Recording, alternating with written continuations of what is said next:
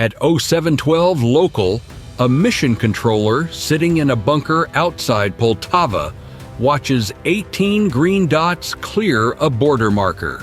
Steady heading, steady speed. About 800 kilometers of Russian territory between those dots and Cherepovets, roughly the drive from New York to Detroit, where one of Russia's biggest artillery shell feedstocks gets made. What the controller doesn't know is that a Tor M2 battery 30 kilometers up the road has already found them, locked on, and pulled the trigger. The interceptors are 35 seconds out. The missiles scream off the rails at 3 times the speed of sound. Both find their targets. Fiberglass rains down across a forest outside Zhukovka. 2 drones gone, 16 still pushing northeast. If you look at what just shot at the formation, the 9M38 is the bouncer standing at the front door of Russia's air defense network. Mach 3 off the rail, 15 kilometers reach, built to kill cruise missiles in their final 30 seconds of flight. Each one costs roughly what you'd pay for a new luxury SUV. The Tor just spent 2 of them on drones that run $55,000 apiece. Plywood and composite airframes out of Firepoint, 1 electric motor, GPS, inertial nav, and a warhead up front. A paper plane with a flight plan, built from the start to be expendable. The Russian crews know the trade is losing math. They also know that the battery down the road may never get a shot at all. The controller in Poltava watches 2 dots disappear. His briefing told him to expect 4 losses in the first hour. 2 gone by minute 12 means the mission is running ahead. The 2 that just went down were call signs Anvil 04 and Anvil 09. Of the 18 airframes that crossed the border, 12 are flying as Anvil. Firepoint drones, the ones the Tor just burned missiles on. The other 6 are Hammer, long-range strike birds, 75 kilograms of high explosive in the nose, 200 grand a copy. The controller now has 10 Anvils and 6 Hammers left. At Bryanitz Sector Command, the duty officer takes the call and recognizes the pattern immediately. Swarm on a low track, pushing deeper than his batteries can cover. The onboard nav system on each drone knows only the next waypoint, nothing else, so that nothing recovered off a downed airframe gives away where this whole thing is actually going. He picks up a second phone and calls Kotilovo Air Base, 500 kilometers north. The Alert 5 Regiment flies MiG-31 BMs. Scrambling a MiG-31 to hunt a plywood drone is the kind of math that keeps Russian logistics officers staring at the ceiling. The jet burns around $20,000 of fuel per hour to run down something that costs less than a mid-range sedan. They scramble anyway, because if they don't, and the flock reaches whatever it's aimed at, the officer who held back is the one sitting in front of a table in Moscow next week. Call sign Coronet 71 is wheels up in under 4 minutes. 46 tons of fighter pulls through 7,500 meters and hits Mach 1.4 inside 2 minutes, roughly New York to Philadelphia in 4, and turns its nose towards 16 drones whose top speed is slower than cars on a motorway. The Zaslon AM radar paints the sector at full power.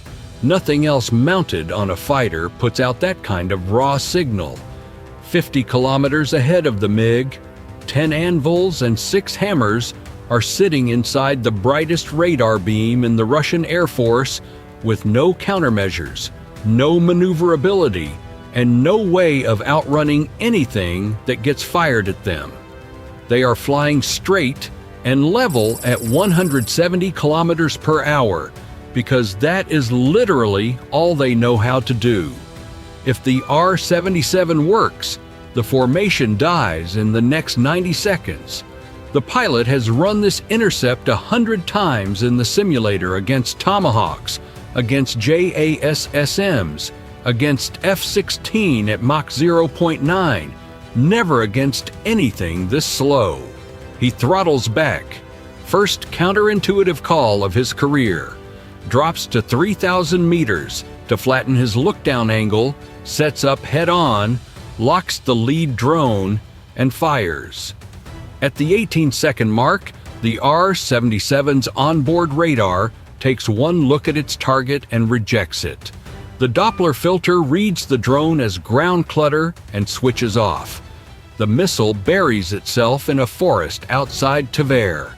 $500,000 of Russian Interceptor, now firewood. The R-77M, NATO designation AA-12 Adder. Russia's main beyond visual range air-to-air missile. 90 kilograms active radar seeker. Hunts by transmitting a signal and listening for what comes back. Shouting into a dark room and waiting for the echo. Effective range 110 kilometers. Built to knock out F-16S and B-52S from the other side of the horizon. The most capable weapon hanging on Coronet 71's fuselage. It had exactly one way to fail. It found it. Sending a Mach 3 interceptor after a plywood drone is like putting a NASCAR driver on the track to chase a kid on a tricycle and somehow losing. If you look at why a Mach 3 fighter carrying a $500,000 missile just failed to drop a plywood drone, the answer is Doppler. Every radar-guided missile uses a pulse Doppler seeker that tracks targets by how the echo shifts as the target moves. A fighter at Mach 1 gives an enormous Doppler return. A drone at 170 kilometers per hour gives almost nothing. The filter deliberately writes off anything moving slower than around 100 knots because at those speeds, it's indistinguishable from ground clutter. It's the difference between tracking a sports car on a motorway and tracking a bicycle on the same road. The bicycle looks like background, and the missile throws it out the same way your brain does. The pilot runs the numbers. He has 4 missiles left and 16 targets. Even if the next R-77 somehow worked, which he now has no reason to expect, he still doesn't have enough rounds for the whole flock. He takes one more shot from a rear quarter aspect, gets the same in-flight rejection, and radios sector command. Missiles expended, no effect, requesting a tanker. 16 drones just flew through the engagement window of Russia's top interceptor and came out clean on the other side because they were too slow to be seen. In Poltava, the controller exhales for the first time in 9 minutes. The MiG's track peels off his scope heading west. That was the interceptor that could have caught them. 16 drones still heading northeast. Russia's frontline fighter just burned through $1 million in missiles and scored 0 hits. Next in the flock's path is a defensive layer that cost Russia several billion to build. And the man in the trailer has a decision to make. 3 hours in, an S-400 Triumph battery on Moscow's outer ring picks up all 16 remaining drones on its 91N6E Big Bird radar at 152 kilometers. The battery commander watches them walk across his display. Every protocol he has ever trained on says engage a hostile formation inside 400 kilometers. He doesn't touch the handset. What he doesn't know is that sitting on his hands just handed Ukraine a 300-kilometer corridor into the core of European Russia, a gift no other layer of that defensive ring could have given them. If you look at what just refused to shoot, the S-400 is the best thing in Russia's air defense inventory. 400 kilometers reach, Mach 14 interceptors built to take out F-35s and ballistic warheads at the edge of space. Its 40 N6 missiles run roughly $4 million each. A Manhattan apartment with a luxury car in the driveway. But his real problem isn't cost, it's the magazine. Each launcher carries 4 rounds. If he burns them on the flock, and a storm shadow shows up behind it, something that actually warrants a $4 million interceptor, there's nothing left to shoot it with. He watches the scope for 6 minutes. The contacts drift off the east side. He writes the timestamp in his log and hopes someone else's battery has the ammunition for what comes next. The controller in Poltava watches 16 dots cross the inner threat ring without a scratch. On paper, that's a miracle. In practice, it's a trap. Every GPS receiver in the formation goes dark at the same instant. Not one drone. All 16. The Pol 21 network just flooded the air on every frequency the satellites use to talk to receivers on the ground. If you look at what the Pol 21 just did, it pumped noise across the exact frequencies GPS satellites use to communicate with ground receivers.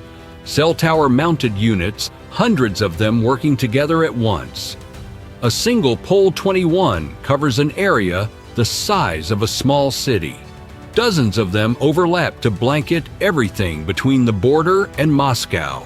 The satellites are still up there, still transmitting, but the noise on the ground is so loud the receivers can't make out the signal.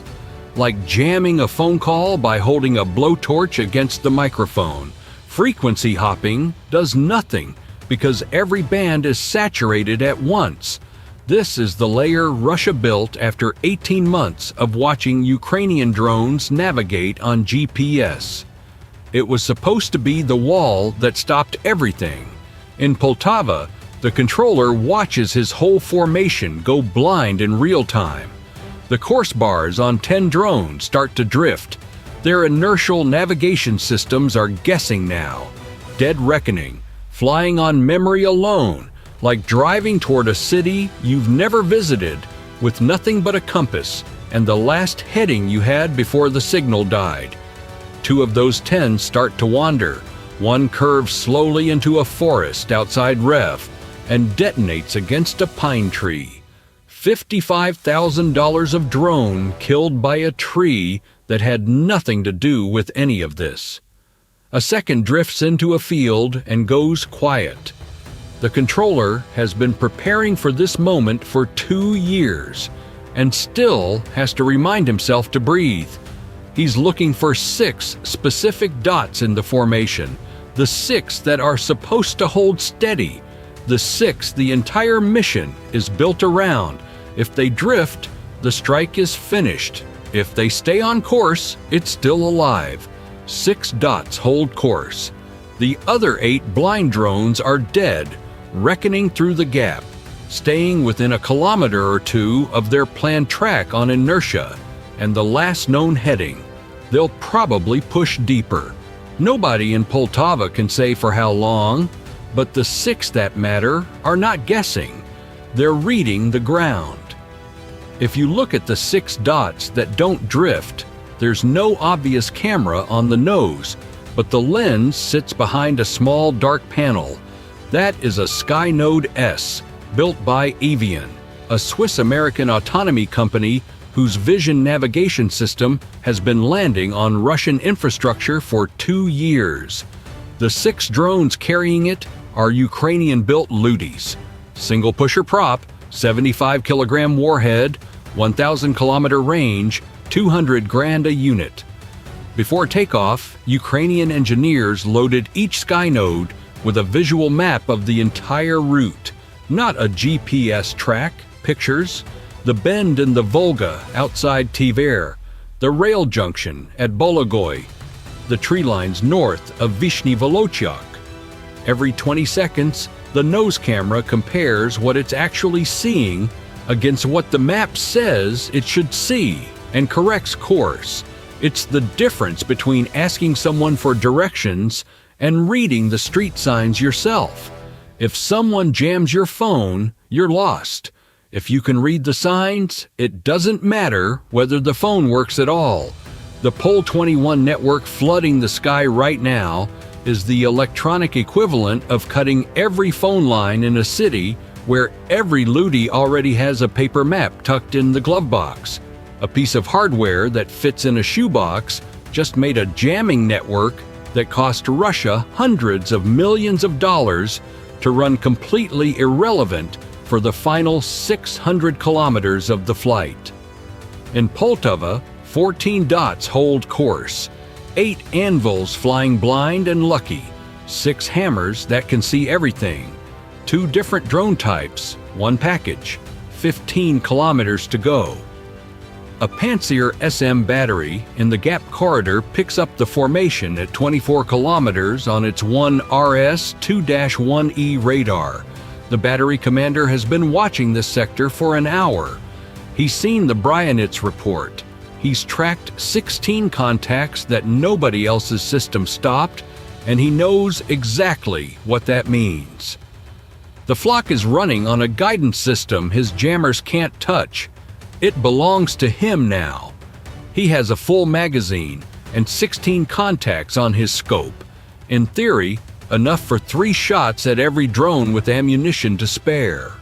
In practice, his mini-missiles carry a 7-kilometer effective envelope, and targets moving at 170 kilometers per hour cross his engagement window in under 3 minutes.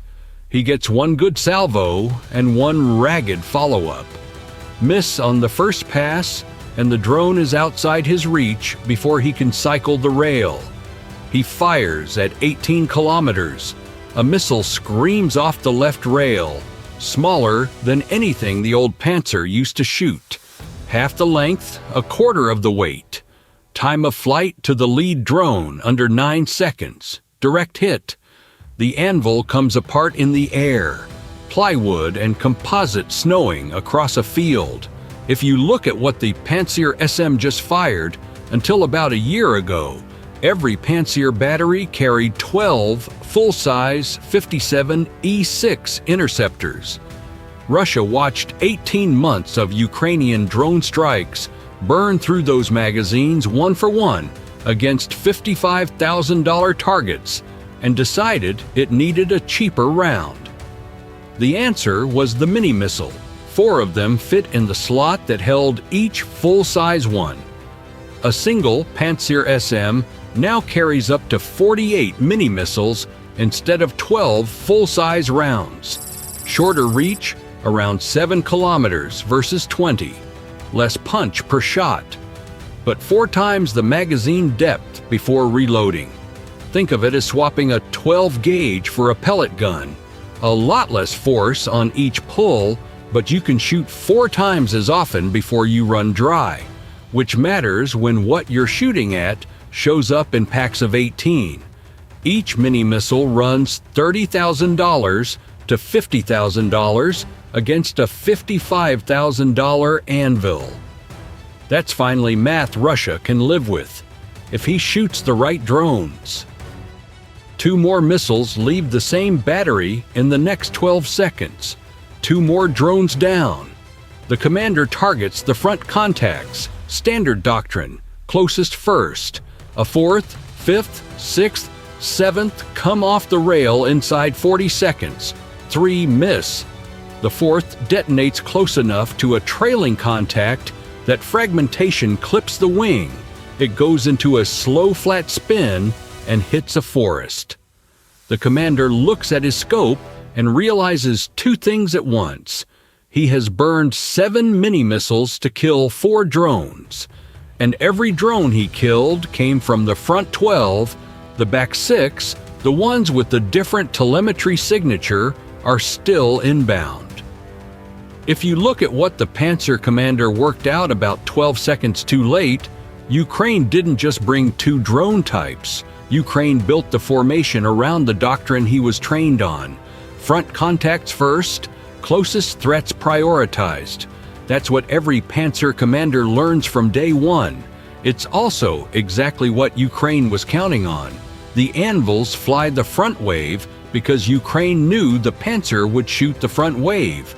The hammers walk in behind them because Ukraine knew that by the time the radar sorted out which contact was carrying the 75-kilogram warhead, those contacts would already be past the back edge of the engagement window, the edge the mini-missiles couldn't reach. 6 hammers entered the Panzer's airspace. 5 came out the other side, passing through a corridor the anvils paid for 1 mini-missile at a time. Every anvil that went down was a Panzer round that would not be available for the hammers behind it. $55,000 of plywood trading itself for $50,000 of Russian Interceptor and 1 clear slot in the corridor. The anvils were flying straight and holding formation because that was the job. The math only holds if the hammers get through. The anvils were never going to. He takes 2 more shots anyway. Nothing. 20 kilometers from target. The Panzer commander has spent 14 missiles for 4 kills. 34 rounds left. 5 hammers still inbound, 75 kilograms each. The next battery down the corridor fired its last shot 11 minutes ago. 3 problems at once. 1 trajectory that isn't changing. 23 kilometers from Cherepovets, a last mobile group tries something different. A small airframe catapults off a rail in a wheat field. No missile smoke, just a sharp electric whine climbing hard on an electric motor. It closes on a trailing anvil at 200 kilometers per hour and rams it. The anvil cartwheels. The Interceptor shreds on impact. That was a small catapult-launched Interceptor drone. No warhead, just a dense nose and enough closing speed to smash into a slower target. A eye-assisted visual tracking. A fraction of what a Panzer mini-missile costs. A guided lawn dart with a grudge. The Ukrainians are not the only side running cheap drones anymore. The Russians are learning too. A second Interceptor launches 2 seconds behind the first and drifts off course into a forest. A third never leaves the rail. The system lost visual in the haze. In Poltava, the controller counts the screen. 9 dots, 5 hammers, 4 anvils, 15 kilometers out. Everything from here depends on what the hammers do in the next 60 seconds. 8 kilometers out, the lead hammer's course bar on the controller screen shifts half a degree, then another half. Then it locks onto a new heading. The other 4 hammers follow within seconds, each committing to a different angle of approach. The formation is no longer flying as a group. It's flying as 5 individual shooters, each locked onto a specific section of the facility. The Skynode S on each hammer has stopped navigating and started targeting. Ground map mode off. Target map mode on. Preloaded satellite imagery of Cherepovets Azot is now the reference file, and each drone is reading its assigned target. The specific rectangular footprint of Ammonia 1's reactor column. The specific pipe cluster that marks Ammonia 2. 5 shooters, 5 targets.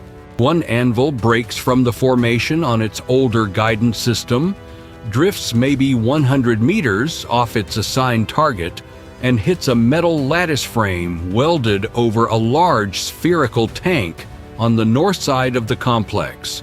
Short, bright flash, a cloud of debris. No secondary explosion. The tank underneath is scorched, but standing. The Russians watching that sphere survive a direct hit probably think the cage just did its job. It did, just not the job they built it for. 3 years ago, Valagro welded those lattice frames over every liquid ammonia storage sphere at Cherepovets Azot after a run of earlier strikes. Ukrainian targeting teams pulled the satellite imagery. During mission planning, every sphere wearing a cage was a hardened watch target. Every reactor column, compressor hall, and substation sitting uncaged in the same frame was the opposite, unprotected unmonitored, and now exactly where 5 hammers were already pointed. Russia's anti-drone investment didn't protect the plant. It handed Ukraine the annotated target list.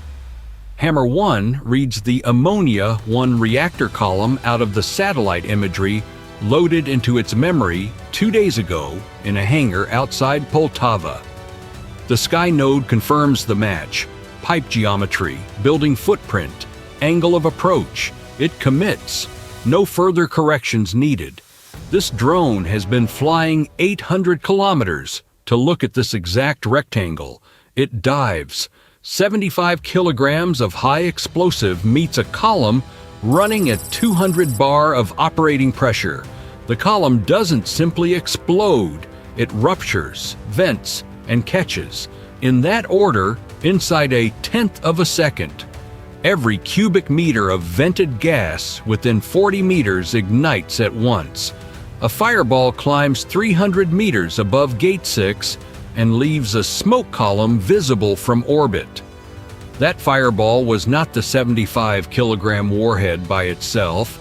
That was the plant finishing what the warhead started. 200 bar of internal pressure, 2,900 psi, ammonia, hydrogen, and superheated synthesis gas at full operating load, hitting a reactor column like popping a pressure cooker full of gasoline on your stove. The warhead does 10% of the work. The plant does the other 90%. An hour before this, that column was producing 1,700 tons of ammonia per day. Right now, it's producing ash and shrapnel. The next 4 hammers ran the same play on different targets, each one reading its loaded imagery against the building it was built to find. Hammer 2 matched the compressor hull of Ammonia 2 against its map, confirmed, and went in. Hammer 3 picked the ammonium nitrate building, where the explosive filler for Russian artillery shells is blended, and committed nose down. Hammer 4 found the nitric acid plant on its second camera pass and followed. Hammer 5 had the most patience of all 5. It bypassed the obvious targets and ran for the electrical substation feeding the offline Ammonia 3 unit, so that even after Russia rebuilds, the power won't be ready to receive it. In the Cherepovets industrial zone, 2 residents pull out their phones the moment the mobile network comes back up and post video of the smoke column. The next day, both are called to a police station and made to apologize on camera for a state-run telegram channel for footage of a strike their government will insist never happened. If you enjoyed this one, watch this even larger strike Ukraine ran inside Russia. See you next time.